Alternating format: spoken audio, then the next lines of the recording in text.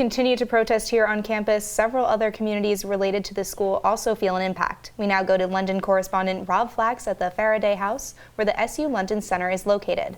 Rob, how are students at SU London responding to the protests here on campus? That's right, guys. I'm standing here in the London Faraday House, where earlier today in this very room there was a meeting to address the recent events that had been taking place on campus with regard to the #NotAgainSU protest. Students saying how disappointed they were with administration and the temporary suspensions that they were handed out. A lot of kids saying that if they weren't here abroad in London, they probably would have been some of those students who got those suspensions. They would have been part of the protest themselves, really saying how upset they were with how administration has been handling this entire situation.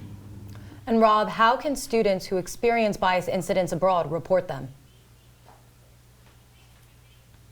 That's right, guys. So if someone at the SU London program wants to report a bias-based incident, it's the exact same process as what people on main campus have to do. It's the exact same portal, and that's something that they implemented and sent out in an email to students earlier this week. However, the difference is with the disclosure, because bias-based incidents do not rise to the level of crimes. Under the Clery Act, the school does not have to disclose it, and at the moment there's no way to find out the total amount of bias-based incidents that have taken place on this campus or any abroad campus for that.